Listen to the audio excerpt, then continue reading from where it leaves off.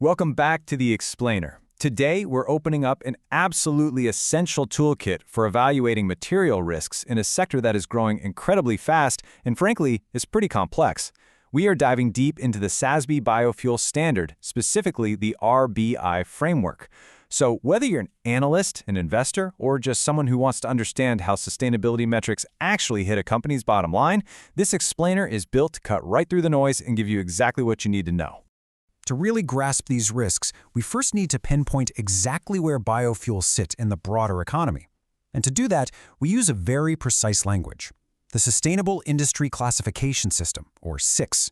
This classification system is a game changer because it helps investors instantly identify material sustainability risks based on a company's specific business model. We start way out in the broad renewable resources and alternative energy sector, and then zoom right in to isolate our specific industry code, RRBI. This matters because it means the metrics we are about to unpack are tailor-made for the unique, day-to-day realities of biofuels.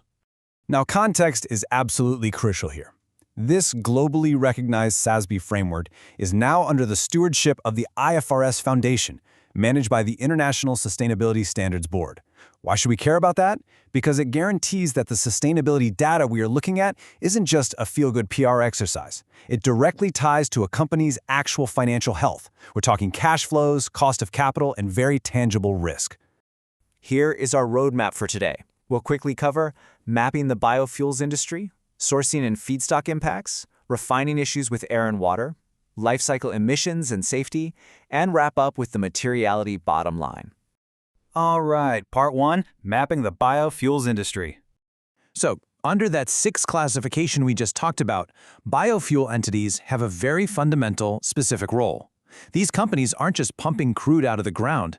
They are literally transforming organic feedstocks, things like food crops, oil crops, and even animal products into high-value energy products. And the main endgame here is the transportation sector. But here is the real kicker to keep in the back of your mind. Demand in this industry doesn't just happen organically. It is heavily driven by government mandates and renewable fuel regulations. So they are operating in a space highly sensitive to policy shifts. Moving right along to part two, sourcing and feedstock impacts.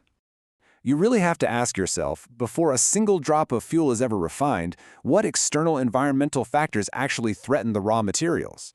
I mean, if a company can't reliably source the organic material it needs, the whole operation just grinds to a halt. And that brings us to SASB metric RRBI 430A.1, which requires companies to explicitly discuss their strategies for handling these exact threats. We are talking about extreme weather, crippling droughts, intense competition for arable land, dropping crop yields, and soil degradation. These aren't just buzzwords, right? These are direct, immediate threats to feedstock pricing and availability.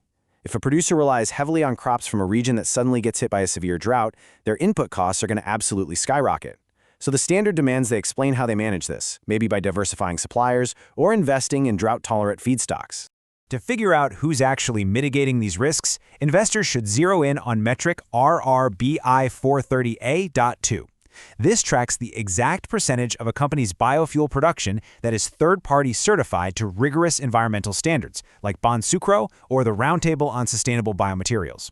A high percentage here? That tells you the company is actively vetting its supply chain and shielding itself from long-term shortages and reputational hits. Okay, part three, refining, specifically focusing on air and water. Turning plants into fuel requires massive industrial processing, and biorefineries are incredibly thirsty. They need vast amounts of water for fermentation, distillation, and cooling. Metric RR-140A.1 requires companies to account for total water withdrawn and consumed in thousands of cubic meters. They literally have to track every single drop. Plus, it tracks incidents of non-compliance. A high number of permit violations doesn't just mean a slap on the wrist. It means hefty fines, potential plant shutdowns, and major tensions with the local community sharing that water. But it's not just how much water they use, it's where they are pulling it from. The standard forces companies to disclose the exact percentage of their water withdrawal that happens in regions with high or extremely high baseline water stress, based on the World Resources Institute's aqueduct tool.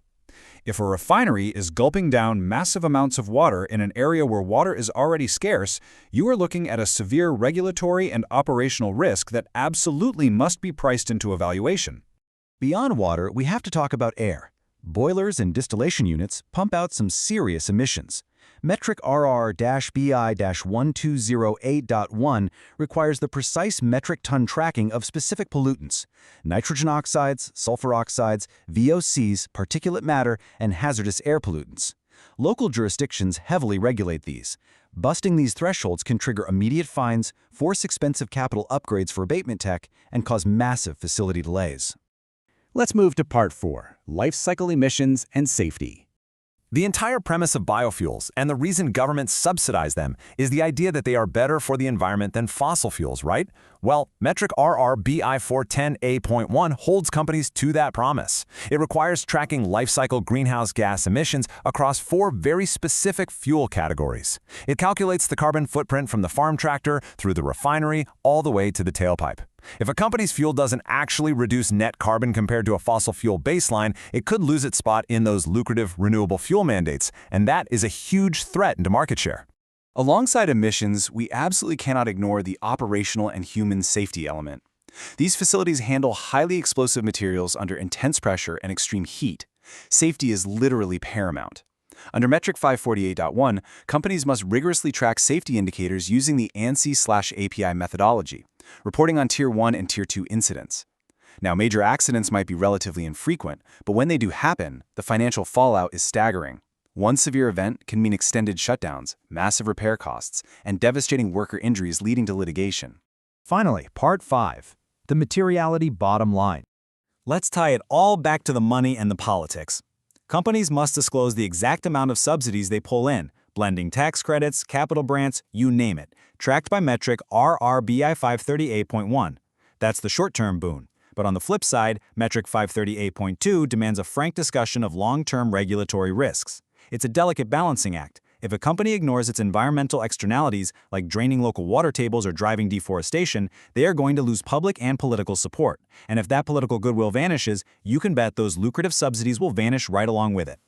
So what does this all mean for us? The biofuels sector is packed with incredible potential for alternative energy, for sure.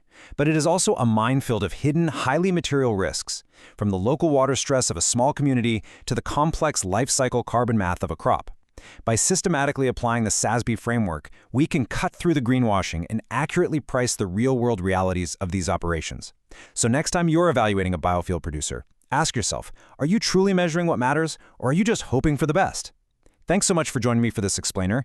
Keep learning, and we'll see you next time.